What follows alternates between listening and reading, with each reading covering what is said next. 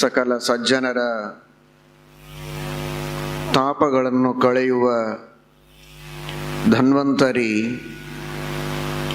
ಎಲ್ಲರ ತಾಪವನ್ನು ಕಳೆಯುವ ಚಂದ್ರಮಂಡಲದಲ್ಲಿ ಅಂತರ್ಯಾಮಿಯಾಗಿ ನೆಲೆಸಿದ್ದಾನೆ. ತಾನಿರುವ ತಾಣದಿಂದಲೇ ತನ್ನ ಸಂದೇಶವನ್ನು ಜಗತ್ತಿಗೆ ನೀಡುವ ಸ್ವಾಮಿ ಧನ್ವಂತರಿ. ಔಷಧಿ ವನಸ್ಪತಿಗಳಿಗೆ ರಾಜ ಚಂದ್ರ. ಚಂದ್ರನ ಕಿರಣಗಳಿಂದ ಔಷಧಿ ವನಸ್ಪತಿಗಳೆಲ್ಲ ಬೆಳೆಯುತ್ತೆ. ಸೌರಶಕ್ತಿಯೂ ಬೇಕು, ಚಂದ್ರನ ಕಿರಣಗಳೂ ಬೇಕು.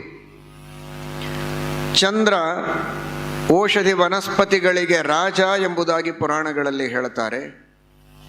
ಅಂತಹ ವೇದ ಉಪನಿಷತ್ತು ಪುರಾಣಗಳಲ್ಲಿ ಔಷಧಿಗಳ ರಾಜ ಅಂತ ಪ್ರಸಿದ್ಧನಾದ ಚಂದ್ರನಲ್ಲಿ ಧನ್ವಂತರಿ ಸ್ವಾಮಿ ತಾನು ಅಂತರ್ಯಾಮಿಯಾಗಿದ್ದು, ಎಲ್ಲ ಔಷಧಿ ವನಸ್ಪತಿಗಳ ಸೃಷ್ಟಿ ಮಾಡಿದವ ನಾನು.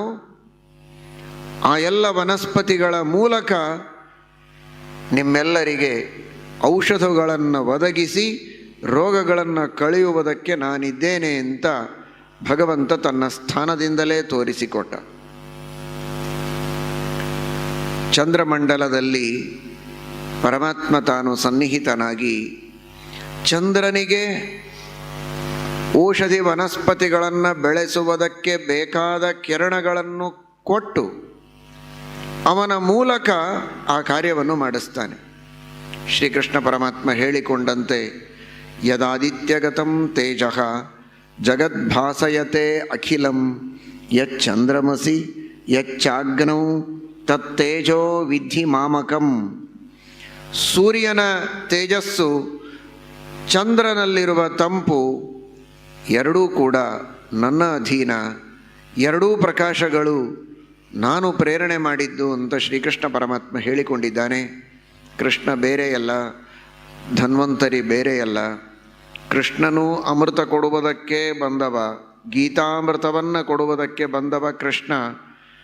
ಅಮೃತ ಕಲಶವನ್ನು ದೇವತೆಗಳಿಗೆ ನೀಡಿ ಅಮರತ್ವವನ್ನು ಕೊಡುವುದಕ್ಕೆ ಬಂದವ ಧನ್ವಂತರಿ. ಇಬ್ಬರೂ ಅಮೃತತ್ವವನ್ನು ಕೊಡುವುದಕ್ಕೆ ಬಂದವರು. ಶ್ರೀಕೃಷ್ಣ ಪರಮಾತ್ಮನು ಚಂದ್ರವಂಶದಲ್ಲಿ ಅವತಾರ ಮಾಡಿದ. ಧನ್ವಂತರಿಯು ಚಂದ್ರವಂಶದಲ್ಲಿ ಬಂದ ದೀರ್ಘತಮ ಎಂಬ ರಾಜನಿಂದ ಅವತಾರವನ್ನು ಮಾಡ್ತಾನೆ ಅಂತ ಶ್ರೀಮದ್ ಭಾಗವತದಲ್ಲಿ ನವಮಸ್ಕಂಧದಲ್ಲಿ ತಿಳಿಸ್ತಾರೆ. ಅದೇ ಮಾತನ್ನು ವಿಜಯದಾಸರು ದೀರ್ಘತಮ ನಂದನ ಅಂತ, ಚಂದ್ರವಂಶದಲ್ಲಿ ಬರುವಂತಹ ದೀರ್ಘತಮನ ಮಗನಾಗಿ ಧನ್ವಂತರಿಯೂ ಬಂದ. ಇಬ್ಬರೂ ಚಂದ್ರವಂಶದಲ್ಲಿ ಅವತಾರ ಮಾಡಿದವರು ಕೃಷ್ಣ ಧನ್ವಂತರಿ. ಇಬ್ಬರೂ ಅಮೃತವನ್ನು ಕೊಡುವುದಕ್ಕೆ ಬಂದವರು. ದುಗ್ಧಂ ಗೀತಾಮೃತಂ ಮಹತ್. ಅಂತಹ ಅದ್ಭುತವಾದ ಅಮೃತವನ್ನು ಜಗತ್ತಿಗೆ ನೀಡಿದಂತಹ ಸ್ವಾಮಿ ಧನ್ವಂತರಿ. ವಿಜಯದಾಸರಂತಾರೆ, ಧನ್ವಂತರಿಯ ಬಗ್ಗೆ ನಾವು ಚಿಂತನೆ ಮಾಡುವಾಗ ಹೇಗೆ ಚಿಂತನೆ ಮಾಡಬೇಕು? ಧನ್ವಂತರಿ ಒಂದು ಕೈಯಲ್ಲಿ ಜ್ಞಾನ ಮುದ್ರೆ, ಇನ್ನೊಂದು ಕೈಯಲ್ಲಿ ಅಮೃತ ಕಲಶವನ್ನು ಧಾರಣೆ ಮಾಡಿದ್ದಾನೆ ಅಂತ ಶ್ರೀಮದ್ ಆಚಾರ್ಯರು ತಂತ್ರಸಾರ ಸಂಗ್ರಹದಲ್ಲಿ ವರ್ಣನೆ ಮಾಡಿದ್ದಾರೆ.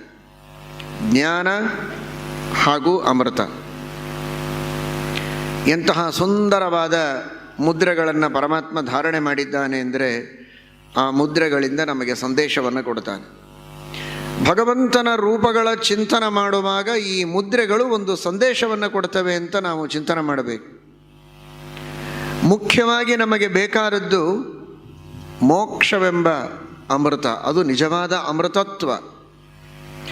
ಮರಣವೇ ಇಲ್ಲದಂತೆ ಅನಂತ ಕಾಲದವರೆಗೆ ಏಕಪ್ರಕಾರವಾಗಿ ಸುಖವನ್ನು ಅನುಭವಿಸುವ ಒಂದು ಯೋಗ್ಯತೆ ಏನು ಬರುತ್ತಲ್ಲ, ಅದೇ ನಿಜವಾದ ಅಮೃತತ್ವ, ಅದೇ ಮೋಕ್ಷ. ಆ ಮೋಕ್ಷವನ್ನು ಕೊಡುವುದಕ್ಕೂ ಧನ್ವಂತರಿ ಬೇಕು. ಅದು ಈ ಸಮುದ್ರ ಮಥನ ಮಾಡಿದಾಗ ಬಂದ ಅಮೃತದ ಪಾನ ಮಾಡಿದರೆ ಸಿಗುವುದಲ್ಲ ಮೋಕ್ಷ, ಜ್ಞಾನದಿಂದಲೇ ಸಿಗುವುದು ಅನ್ನುವುದಕ್ಕೆ ಪರಮಾತ್ಮ ತನ್ನ ಬಲಗೈಯಲ್ಲಿ ಜ್ಞಾನ ಮುದ್ರೆಯನ್ನು ಧಾರಣ ಮಾಡಿದ.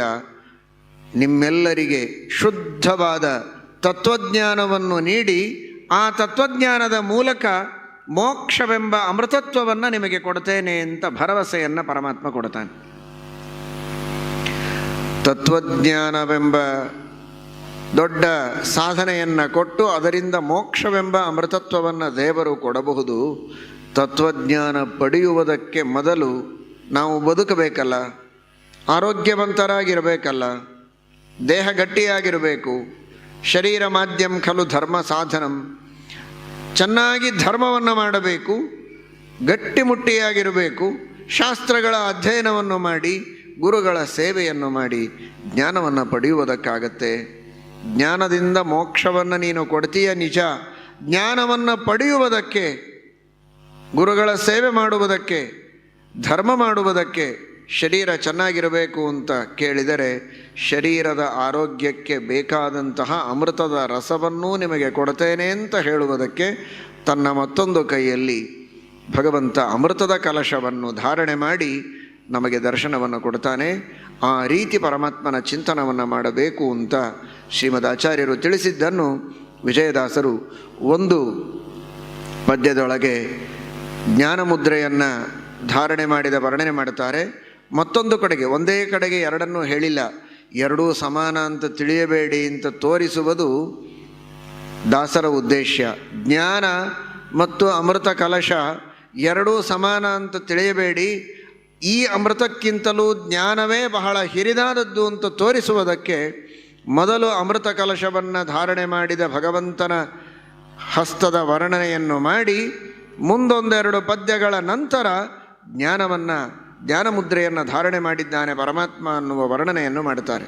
ಅಷ್ಟು ಉತ್ತಮವಾದದ್ದು ಜ್ಞಾನ ಅನ್ನುವುದರ ಸೂಚನೆಯನ್ನು ದಾಸರು ನಮಗೆ ತಿಳಿಸಿಕೊಡ್ತಾರೆ. ಅಂತಹ ಎರಡು ಮುದ್ರೆಗಳನ್ನು ಧಾರಣೆ ಮಾಡಿದ ಧನ್ವಂತರಿಯ ಚಿಂತನವನ್ನು ನಾವು ಮಾಡಬೇಕು. ಜೊತೆಗೆ ದಾಸರಂದರು ಬಿಸಜ ಸಂಭವ, ಸಾಕ್ಷಾತ್ ಬ್ರಹ್ಮದೇವರು, ರುದ್ರದೇವರು, ಗರುಡ ಶೇಷಾದಿ ದೇವತೆಗಳು ಮಹಾನುಭಾವರು. ಒಬ್ಬೊಬ್ಬ ದೇವತೆಗಳು ಕೂಡ ಜಗತ್ತನ್ನು ನಿಯಮನ ಮಾಡುವ ಶಕ್ತಿ ಪಡೆದವರು, ಅನಂತ ಜೀವರಾಶಿಗಳಿಗೆ ಪ್ರೇರಕರು, ತತ್ವಗಳಿಗೆ ಅಭಿಮಾನಿಗಳು.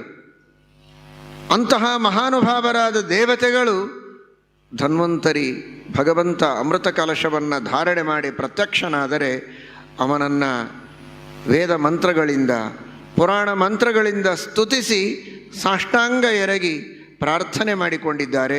ಸಕಲ ಸಜ್ಜನರ ಹಿತವನ್ನು ಉಂಟು ಮಾಡಬೇಕು ಭಗವಂತ ಅಂತ. ಅಂತಹ ಸ್ವಾಮಿ ಧನ್ವಂತರಿಗೆ ನಾವು ಬೇಡಿಕೊಳ್ಳಬೇಕಾದ ಅಗತ್ಯ ಬಹಳ ಇಲ್ಲವೇ ಇಲ್ಲ. ನಾವು ಬೇಡಿಕೊಳ್ಳಬೇಕು, ಅವನ ಧ್ಯಾನ ಮಾಡಬೇಕು, ನಮ್ಮ ಕರ್ತವ್ಯ ನಿಜ. ಆದರೆ ನಮ್ಮೆಲ್ಲರ ಪರವಾಗಿ ದೇವತೆಗಳೇ ಬೇಡಿಕೊಂಡಿದ್ದಾರೆ, ದೇವತೆಗಳೇ ಭಗವಂತನ ಸ್ತುತಿ ಮಾಡಿದ್ದಾರೆ. ನೀನು ಈ ಸಮುದ್ರ ಮಥನದ ಪ್ರಸಂಗದಲ್ಲಿ ಅಮೃತವನ್ನು ಕೊಟ್ಟು ನಮ್ಮನ್ನು ರಕ್ಷಣೆ ಮಾಡಿದರೆ ಸಾಲದು, ಈ ಭಕ್ತರನ್ನು ರಕ್ಷಣೆ ಮಾಡು. ನಮ್ಮನ್ನು ನಂಬಿದಂತಹ ಕೋಟಿ ಕೋಟಿ ಜೀವರಾಶಿಗಳಿದ್ದಾರಲ್ಲ, ಅವರೆಲ್ಲರನ್ನ ರಕ್ಷಣೆ ಮಾಡುವಂತ ನಮ್ಮ ಪರವಾಗಿ ಬ್ರಹ್ಮಾದಿ ದೇವತೆಗಳು ಕೇಳಿಕೊಂಡಿದ್ದಾರೆ. ಇವತ್ತು ನಾವು ನೀವೆಲ್ಲ ಇಷ್ಟರ ಮಟ್ಟಿಗೆ ಆರೋಗ್ಯದಿಂದ ಇದ್ದೇವೆ ಅಂದರೆ ಆ ಎಲ್ಲ ದೇವತೆಗಳ ಪ್ರಾರ್ಥನೆಯಂತೆ ಧನ್ವಂತರಿ ನಮ್ಮ ಮೇಲೆ ಮಾಡಿದಂತಹ ಅನುಗ್ರಹದಿಂದ ಅಂತ ಭಾವಿಸಿ.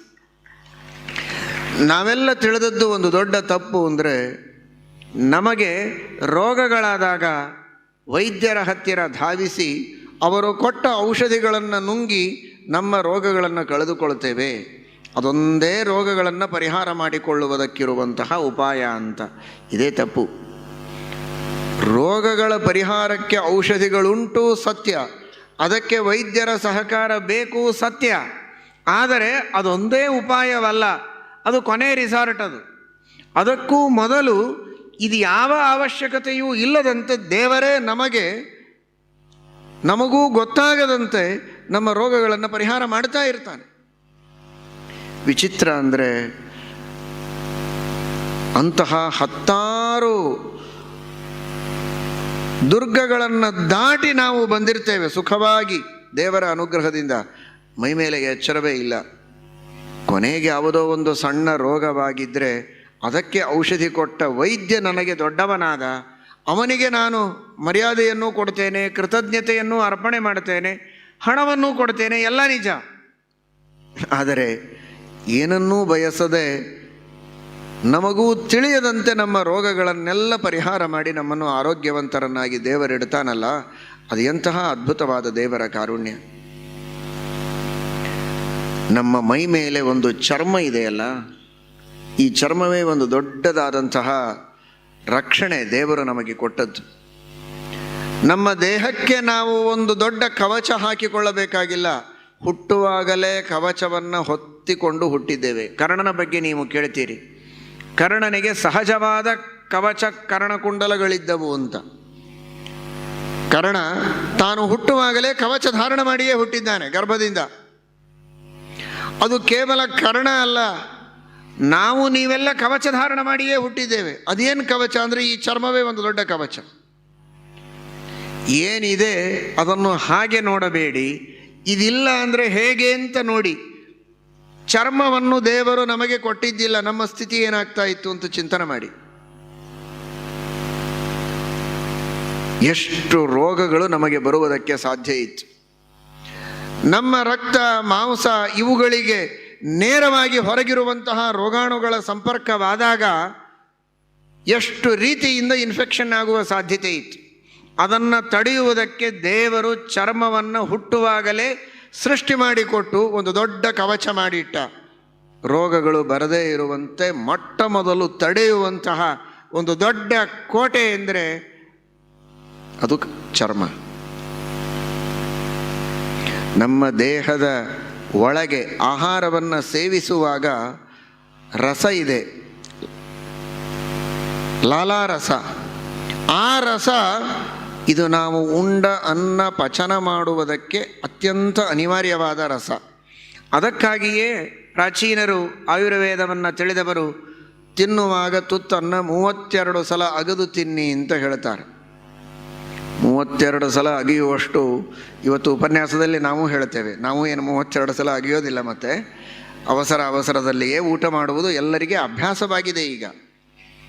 ಆದರೆ ಗೊತ್ತು 32 ಬಾರಿ ಅಗದು ಉಂಡರೆ ಪಚನವಾಗಲೇಬೇಕು. ಯಾವುದೇ ರೀತಿಯ ರೋಗಗಳು ಬರದೇ ಇರೋ ಹಾಗೆ ದೇವರು ಒಂದು ವ್ಯವಸ್ಥೆಯನ್ನು ಮಾಡಿಕೊಟ್ಟಿದ್ದಾನೆ.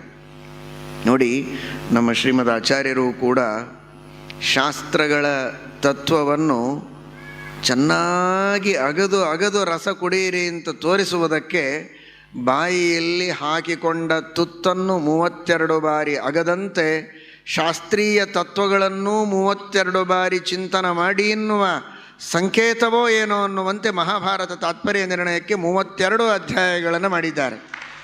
ಎಲ್ಲ ಅಧ್ಯಾಯಗಳಲ್ಲಿಯೂ ಭಗವಂತನ ಮಹಿಮೆಯನ್ನು ಹೇಳಿದ್ದಾರೆ.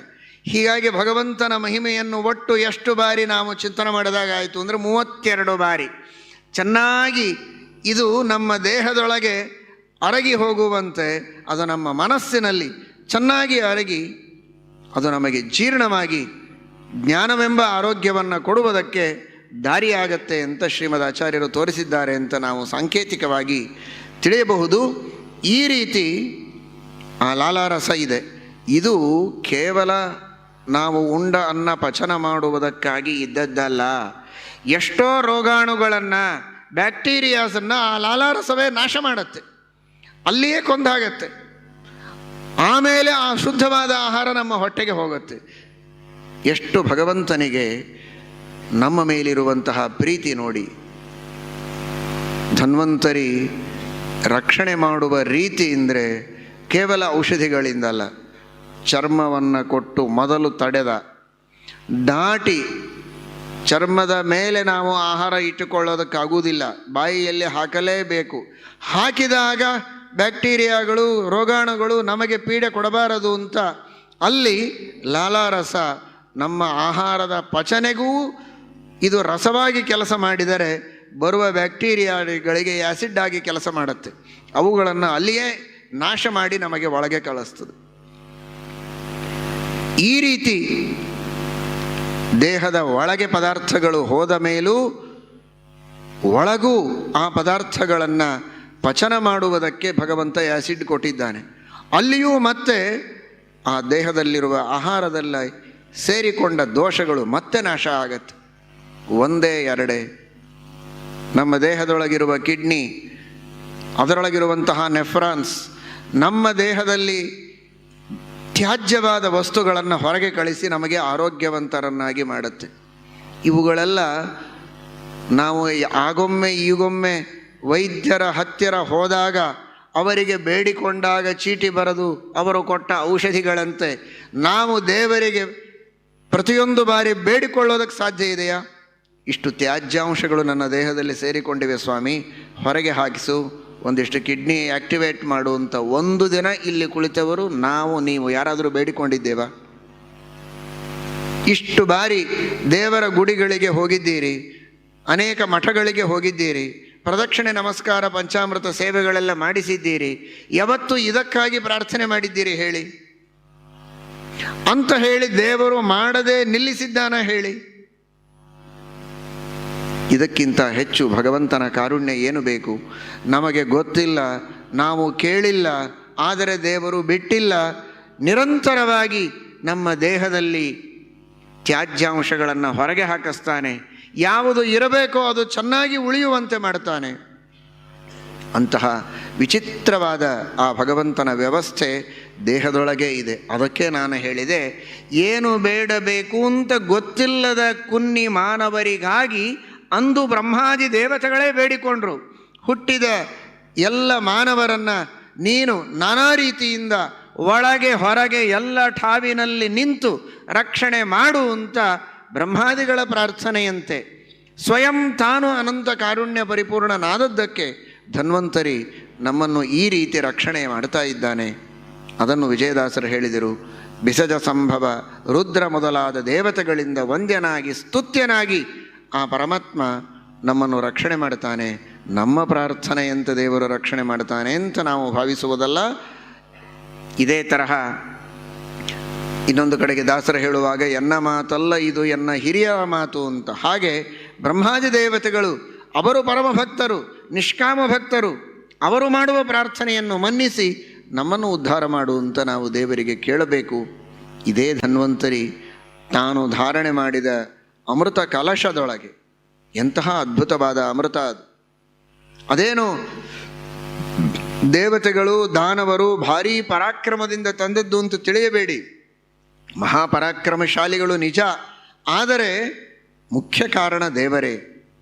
ದೇವತೆಗಳಲ್ಲಿ, ಅಸುರರಲ್ಲಿ, ಪರ್ವತದಲ್ಲಿ, ವಾಸುಕಿ ಸರ್ಪದೊಳಗೆ ಎಲ್ಲ ಕಡೆಗೆ ತಾನಿದ್ದು ಮಂದರ ಪರ್ವತದ ಕೆಳಗೆ ಕೂರ್ಮ ರೂಪದಿಂದ ನಿಂತು ಅಜಿತ ರೂಪದಿಂದ ಮಥನ ಮಾಡುತ್ತಾ ಮೇಲೆ ಪರ್ವತ ಸಿಡಿದು ಹೋಗಬಾರದು ಅಂತ ಒಂದು ಕೈಯಿಂದ ಹಿಡಿದು ತನ್ನ ಬಾಹುಗಳಿಂದ ಆ ಪರ್ವತವನ್ನು ಗಟ್ಟಿಯಾಗಿ ಹಿಡಿದುಕೊಂಡು ಅಮೃತ ಮಥನವನ್ನು ದೇವರು ಮಾಡಿಸಿದ್ದಾನೆ. ಉಪರ್ಯಧಶ್ಚಾತ್ಮನಿ ನೇತ್ರ ಗೋತ್ರಯೋ ತ್ವಯಾ ಪರೇಣಾವಿಶತ ಸಮೇಧಿತಾ ಮಮಂಥುರಬ್ಧಿಂ ಸಹಸಾ ಮದೋತ್ಕಟಾ ಸುರಾಸುರಾ ಕ್ಷೋಭಿತ ನಕ್ರ ಚಕ್ರಂ. ಶ್ರೀಮದ್ಭಾಗವತ ಹೇಳುತ್ತದೆ, ಅಂತಹ ಅದ್ಭುತವಾದ ಶಕ್ತಿ ಪರಮಾತ್ಮನದು. ತಾನೇ ಅಮೃತ ಮಥನವನ್ನು ಮಾಡಿಸಿದ. ಅಲ್ಲಿ ಅಮೃತ ಬಂದದ್ದು ಹೇಗೆ? ಬರೀ ಹಾಲಲ್ಲ, ಅದು ಸಮುದ್ರ. ಅಂದರೆ ಅಲ್ಲಿ ನಾನಾ ವಿಧವಾದ ಔಷಧಿ ವನಸ್ಪತಿಗಳನ್ನೆಲ್ಲ ಹಾಕಿದ್ದಾರೆ.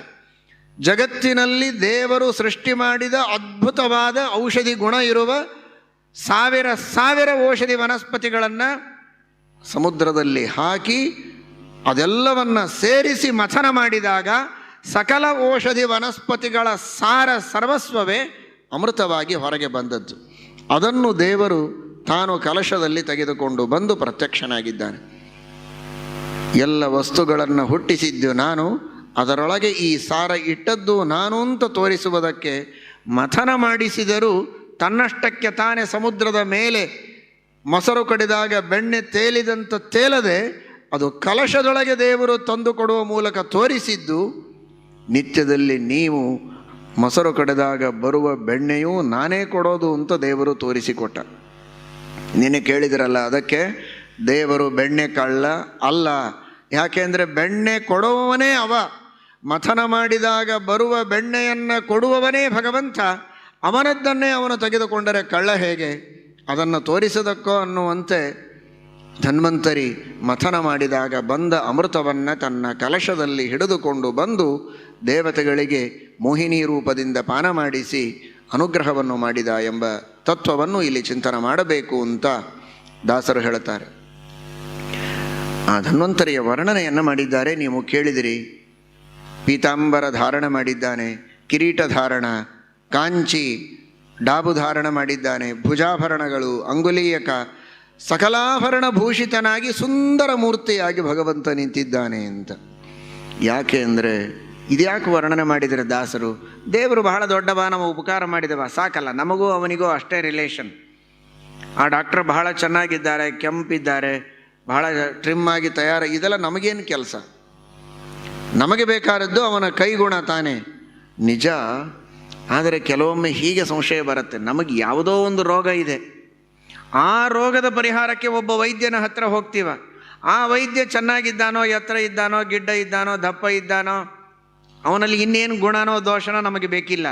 ಈ ಔಷಧಿ ಕೊಡೋ ತಿಳುವಳಿಕೆ ಅವನಿಗಿದೆಯೋ ಇಲ್ವೋ, ಇಷ್ಟು ಸಾಕು. ಆದರೆ ದೇವರ ಹತ್ತಿರ ನಾವು ಬಂದದ್ದು 1-2 ರೋಗಗಳಿಗೆ ಅಲ್ಲ. ನಮಗೆ ಯಾವ ರೋಗಗಳು ಬರಬಾರದು ಅಂತ ದೇವರ ಹತ್ರ ಬಂದಿದ್ದೇವೆ. 1-2 ಲಾಭಕ್ಕಾಗಿ ಅಲ್ಲ, ಎಲ್ಲ ಲಾಭಕ್ಕಾಗಿ ದೇವರ ಹತ್ರ ಬಂದಿದ್ದೇವೆ. ಹಾಗಾದರೆ ದೇವರು ಹೇಗಿರಬೇಕು ಅಂದರೆ ಆ ಎಲ್ಲ ರೋಗಗಳನ್ನು ಕಳೆಯುವ, ಎಲ್ಲ ತರಹದ ನಮ್ಮ ಅಭೀಷ್ಟಗಳನ್ನು ಕೊಡುವ ಶಕ್ತಿ ಇದ್ದವನಾಗಿರಬೇಕು. ಆ ವಿಶ್ವಾಸ ನಮಗೆ ಯಾವಾಗ ಬರುತ್ತೆ ಅಂದರೆ ಅವನು ಹಾಗಿದ್ದಾನೆ ಅಂದರೆ. ನಮ್ಮ ಗುರುಗಳು ಮೇಲಿಂದ ಮೇಲೆ ಒಂದು ಕಥೆ ಹೇಳ್ತಾ ಇದ್ರು. ಒಬ್ಬ ವೈದ್ಯನ ಹತ್ತಿರ ಹೋದನಂತೆ. ವೈದ್ಯರೇ ಔಷಧಿ ಕೊಡಿ, ಏನಪ್ಪ ನಿನಗೇನಾಗಿದೆ ಅಂತ. ಆಗ ಅವನು ಹೇಳಿದ, ಏನಿಲ್ಲ, ನನಗೇನೋ ಒಂದು ದೋಷ, ಪಿತ್ತ ದೋಷ ಇದೆ.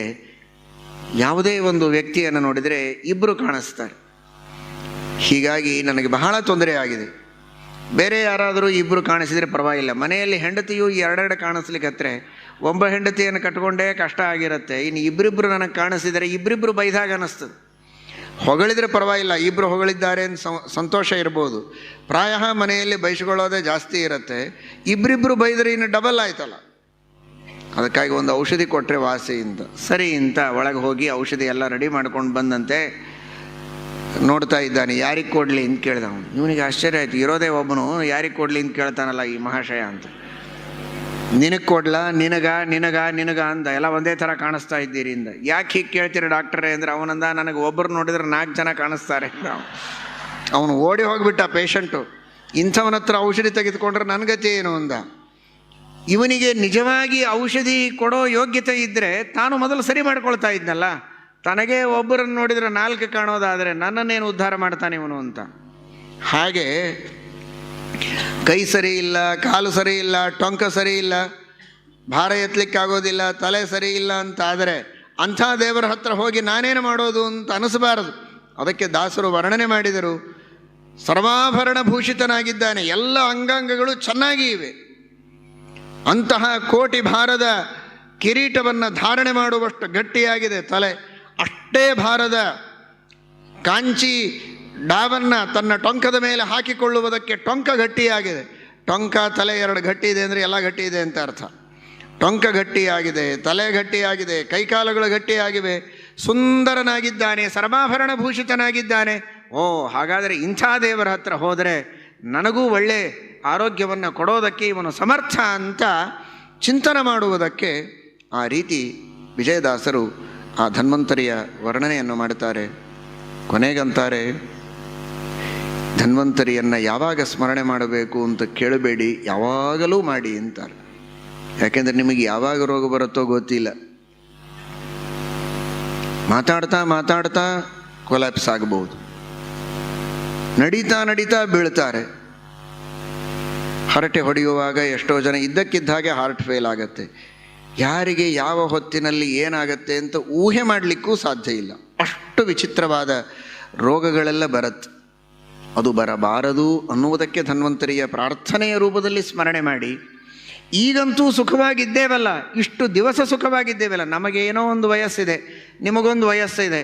ಹುಟ್ಟಿದ ದಿನದಿಂದ, ನಿಮ್ಮ ಜನ್ಮದಿನದಿಂದ ಇವತ್ತಿನ ದಿನದವರೆಗೆ ಇಷ್ಟು ದಿನ ಇಲ್ಲಿವರೆಗಂತೂ ನಮಗೆ ಯಾವುದೇ ತರಹದ ರೋಗಗಳು, ಅರ್ಥಾತ್ ಸಾವನ್ನಪ್ಪುವ ಘೋರವಾದ ರೋಗಗಳು ಬಂದಿಲ್ಲ ಅನ್ನೋದಕ್ಕೆ ಬದುಕಿದ್ದೇವಲ್ಲ. ಆ ಕೃತಜ್ಞತೆಯನ್ನು ಸಮರ್ಪಣೆ ಮಾಡೋದಕ್ಕೂ ದೇವರ ಸ್ಮರಣೆಯನ್ನು ಮಾಡಿ. ಹಾಗೆ ಹೇಳಿದ್ದಾರೆ, ಹೇಳುವಾಗ, ಕರೆದು ಪೇಳುವಾಗ, ನಿಲ್ಲುವಾಗ, ಎದ್ದು ಕೂಡುವಾಗ. ಯಾಕೆ? ನಿಂತಾಗ ಸುಮ್ಮನೆ ನಿಂತಿದ್ದೇನೆ, ಕೊಲ್ಯಾಪ್ಸ್ ಆಗಿಲ್ಲ, ದೇವರಿಗೆ ಕೃತಜ್ಞತೆ. ಇನ್ನು ಮತ್ತೆ ಬೀಳಬಾರದು ಅನ್ನುವುದಕ್ಕೆ ಪ್ರಾರ್ಥನೆ, ಇಲ್ಲಿಯವರೆಗೆ ಬೀಳದೇ ಇದ್ದದ್ದಕ್ಕೆ ಕೃತಜ್ಞತೆ. ಸಣ್ಣ ಮಗುವನ್ನು ಕರೆದು ಮಾತನಾಡಿಸ್ತಾನೆ, ಏನೋ ಹೇಳ್ತಾನೆ ಪ್ರೀತಿಯಿಂದ. ಆ ರೀತಿ ಮಾತನಾಡಿಸಬೇಕಾದರೆ ಆ ಮಗುವಿಗೂ ಆರೋಗ್ಯ ಚೆನ್ನಾಗಿದೆ, ನಗನಗುತ್ತಾ ಇದೆ ಅಂತ ಮಗುವನ್ನು ಪ್ರೀತಿಯಿಂದ ಮಾತಾಡಿಸ್ತಾ ಇರ್ತೀರಿ. ಎಂತಹ ಆನಂದದ ಕ್ಷಣಗಳು. ಯಾವಾಗಲೂ ಮಗು ಅಳ್ತಾ ಇತ್ತು, ಭಾರೀ ರೋಗಿಷ್ಠವಾಗಿದೆ ಮಗು ಅಂದರೆ ಎಷ್ಟು ಕಷ್ಟ. ಅಂತಹ ಎಷ್ಟೋ ಕುಟುಂಬಗಳನ್ನು ನೋಡ್ತೇವೆ. ಬುದ್ಧಿಮಾಂದ್ಯ, ಹುಟ್ಟಿದಾರಭ್ಯ ಮಕ್ಕಳು ಓಡಾಡೋದೇ ಇಲ್ಲ, ಯಾವಾಗಲೂ ತಾಯಿಯ ತೊಡೆಯ ಮೇಲೇನೆ, ಯಾವಾಗಲೂ ಮಲಗಿಕೊಂಡೇನೆ, ಮಾತು ಬರುವುದಿಲ್ಲ, ಕೈಕಾಲುಗಳು ಓಡಾಡುವುದಕ್ಕೆ ಕೆಲಸ ಮಾಡುವುದಕ್ಕೆ ಸಮರ್ಥ ಅಲ್ಲ. ಇಂತಹ ಮಕ್ಕಳನ್ನು ಕೊನೆಯವರೆಗೆ ಪ್ರೀತಿಯಿಂದ ಸಾಕುವ ಎಂತಹ ವಿಶಾಲ ಹೃದಯದ ತಂದೆ ತಾಯಿಗಳನ್ನು ನಾವು ಕಾಣ್ತೇವೆ. ಹೃದಯ ವಿಶಾಲ ನಿಜ, ಕಷ್ಟ ಎಷ್ಟು, ದುಃಖ ಎಷ್ಟು. ಆದರೆ ಆ ತರಹದ ದುಃಖದಲ್ಲಿದ್ದವರು ದುಃಖದ ಪರಿಹಾರಕ್ಕೆ ದೇವರಿಗೆ ಮೊರೆ ಹೋದರೆ, ಇನ್ನುಳಿದ ತಂದೆ ತಾಯಿಗಳಿದ್ದೀರಲ್ಲ, ನಿಮ್ಮ ಜೊತೆಗೆ ಮಕ್ಕಳು ನಗನಗತಾ ಮಾತಾಡ್ತಾವಲ್ಲ, ಗಟ್ಟಿಮುಟ್ಟಿಯಾಗಿ ಓಡಾಡಿಕೊಂಡಿದ್ದಾರಲ್ಲ ಮಕ್ಕಳು, ಒಳ್ಳೆಯ ಸಮರ್ಥರಾದ ಮಕ್ಕಳು, ಬುದ್ಧಿವಂತರಾದ ಮಕ್ಕಳು, ಡಿಸ್ಟಿಂಕ್ಷನ್ನಲ್ಲಿ ಪಾಸಾಗ್ತಾರೆ, ಭಾರೀ ಕರ್ತೃತ್ವ ಶಕ್ತಿ ಇದೆ, ಮೇಧಾವಿಗಳಿದ್ದಾರೆ, ಅನೇಕ ಕಲಾವಂತರಿದ್ದಾರೆ. ಇದನ್ನೆಲ್ಲ ನೋಡಿದಾಗ ವಿಜಯದಾಸರಂತಾರೆ, ಬರೀ ಕಲಾವಂತರಿದ್ದಾರೆ ಅಂತ ಮಕ್ಕಳ ಮುಖನೇ ನೋಡ್ತಾ ಕೂಡಬೇಡಿ. ಒಂದು ಕ್ಷಣ ಮಕ್ಕಳ ಮುಖ ನೋಡಿ ಆನಂದ ಪಡಿ, ಬೇಡ 1 ಗಂಟೆ ಮಕ್ಕಳ ಮುಖ ನೋಡಿ ಆನಂದ ಪಡಿ.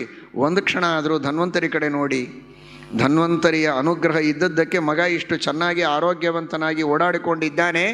ಅವನನ್ನು ನೋಡಿ ಆನಂದ ಪಡುವ ಆರೋಗ್ಯವಂತಿಕೆ ನಿಮ್ಮಲ್ಲಿದೆ. ನೀವು ಕೋಮಾದಲ್ಲಿದ್ದರೆ, ಮಗನನ್ನು ನೋಡದೇ ಇರೋ ಸ್ಥಿತಿ ನಿಮಗಿದ್ದರೆ ನೀವೇನು ಮಾಡ್ತಿದ್ರಿ?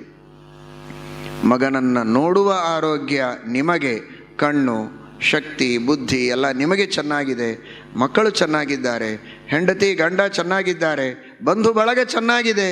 ಪ್ರತಿಯೊಂದು ಸಂದರ್ಭದಲ್ಲಿಯೂ ಧನ್ವಂತರಿಯನ್ನು ನೆನೆಯಿರಿ, ಅವನ ಕೃತಜ್ಞತೆಯನ್ನು ಅರ್ಪಣೆ ಮಾಡಿ ಎಂಬುದಾಗಿ ದಾಸರು ನಮಗೆ ತಿಳಿಸಿಕೊಡ್ತಾರೆ.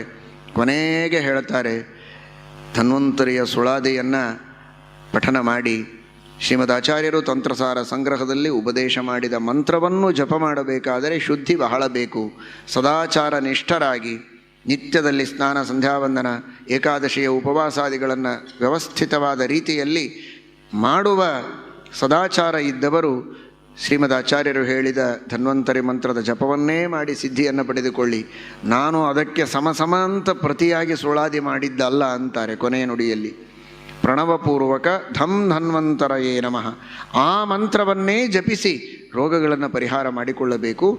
ಆ ತರಹದ ಸದಾಚಾರ ಇಲ್ಲದಾಗ, ಅಷ್ಟು ಶುದ್ಧಿಯಿಂದ ಪಠನ ಮಾಡಲಿಕ್ಕೆ ಆಗದೇ ಇರುವಾಗ ಈ ಧನ್ವಂತರಿಯ ನಾಮಸ್ಮರಣೆಯನ್ನಾದರೂ ಮಾಡಿ, ಸುಳಾದಿಯ ಪಠನವನ್ನು ಮಾಡಿ ನಿಮ್ಮ ರೋಗಗಳನ್ನು ಪರಿಹಾರ ಮಾಡಿಕೊಳ್ಳಿ ಎಂಬ ಒಂದು ಸಂದೇಶವನ್ನು ವಿಜಯದಾಸರು ಈ ಸುಳಾದಿಯ ಮೂಲಕ ಇಟ್ಟಿದ್ದಾರೆ. ಇವತ್ತು ನಾವು ಕೇವಲ ಈ ದೇಹದ ಆರೋಗ್ಯವನ್ನು ಮಾತ್ರ ರಕ್ಷಣೆ ಮಾಡಿಕೊಳ್ಳಬೇಕಾದ ಅವಶ್ಯಕತೆ ಇಲ್ಲ ನಮಗೆ. ಅದರ ಜೊತೆಗೆ ನಮ್ಮ ಮಾನಸಿಕ ಆರೋಗ್ಯವನ್ನು ರಕ್ಷಣೆ ಮಾಡಿಕೊಳ್ಳಬೇಕಾಗಿದೆ, ನಮ್ಮ ಆತ್ಮದ ಆರೋಗ್ಯವನ್ನು ರಕ್ಷಣೆ ಮಾಡಿಕೊಳ್ಳಬೇಕಾಗಿದೆ. ನಮ್ಮ ಮನಸ್ಸಿಗಿರುವ ಕಾಮಕ್ರೋಧಾದಿ ದೋಷಗಳನ್ನು ಕಳೆದುಕೊಂಡು ಮನಸ್ಸಿನ ಆರೋಗ್ಯ ಅಂದರೆ ವೈರಾಗ್ಯವೇ ಮನಸ್ಸಿನ ಆರೋಗ್ಯ. ಆ ತರಹದ ಆರೋಗ್ಯವನ್ನು ನಮ್ಮ ಮನಸ್ಸಿಗೂ ನಾವು ಪಡೆಯಬೇಕಾಗಿದೆ. ನಮ್ಮ ಸಮಾಜದಲ್ಲಿ ಆರೋಗ್ಯ ಇರಬೇಕಾಗಿದೆ. ಸಮಾಜದಲ್ಲಿರುವಂತಹ ಅಧರ್ಮ, ಅನ್ಯಾಯ, ಭ್ರಷ್ಟಾಚಾರ, ಲಂಚ, ಮೋಸ, ವಂಚನೆ, ಸುಳ್ಳು, ಅನೈತಿಕತೆ ಇವುಗಳೆಲ್ಲ ದೂರ ಹೋಗಬೇಕಾಗಿದೆ. ಇದಕ್ಕಾಗಿಯೂ ಧನ್ವಂತರಿಯನ್ನು ಮೊರೆ ಹೋಗಬೇಕಾಗಿದೆ. ಧನ್ವಂತರಿಯ ಸ್ಮರಣೆ, ಧನ್ವಂತರಿಯ ಚಿಂತನ, ಧ್ಯಾನ, ಜಪ ಇದು ಕೇವಲ ದೇಹದ ಆರೋಗ್ಯಕ್ಕಾಗಿ ಅಂತ ಶ್ರೀಮದಾಚಾರ್ಯರು ಹೇಳಿಲ್ಲ. ಅಜ್ಞಾನ, ದುಃಖ, ಭಯ, ರೋಗ, ಮಹಾವಿಷಾಣಿ. ನಮ್ಮ ತಪ್ಪು ತಿಳುವಳಿಕೆಯನ್ನು ಧನ್ವಂತರಿ ಕಳೀತಾನೆ, ನಮ್ಮ ಭಯವನ್ನು ಪರಿಹಾರ ಮಾಡುತ್ತಾನೆ, ಇಡೀ ಸಮಾಜಕ್ಕೆ ಬಂದಂತಹ ಅನೇಕ ತರಹದ ಪಿಡುಗುಗಳನ್ನು ಪರಿಹಾರ ಮಾಡುತ್ತಾನೆ. ಧನ್ವಂತರಿ ಸರ್ವಸಮರ್ಥನಾಗಿದ್ದಾನೆ. ಹೀಗಾಗಿ ಇವತ್ತು ಕೋಟಿ ಬಾರಿ ಧನ್ವಂತರಿಯ ಸುಳಾದಿಯನ್ನು ವಿಜಯದಾಸರು ಮಾಡಿಕೊಟ್ಟದ್ದನ್ನು ಎಲ್ಲ ಪುರುಷರು ಹಾಗೂ ಸ್ತ್ರೀಯರು ಅತ್ಯಂತ ಭಕ್ತಿಯಿಂದ, ವಿವಾಹಿತರು ಅವಿವಾಹಿತರು, ಚಿಕ್ಕ ಮಕ್ಕಳು ದೊಡ್ಡವರು ಎಲ್ಲರೂ ಸೇರಿ ಭಕ್ತಿಯಿಂದ ಕೋಟಿ ಬಾರಿ ಪಾರಾಯಣ ಮಾಡಿ ಧನ್ವಂತರಿಯಲ್ಲಿ ಪ್ರಾರ್ಥನೆ ಮಾಡಿಕೊಳ್ಳಿ. ಪಾರಾಯಣ ಮಾಡುವ ನಮಗೂ ಆರೋಗ್ಯ ಚೆನ್ನಾಗಿರಲಿ, ನಮ್ಮವರಿಗೆಲ್ಲ ಆರೋಗ್ಯ ಚೆನ್ನಾಗಿರಲಿ, ದೇಶದ ಎಲ್ಲ ಸಜ್ಜನರೂ ಸುಖವಾಗಿರಲಿ, ಸಮಾಜದೊಳಗೂ ಆರೋಗ್ಯ ಇರಲಿ.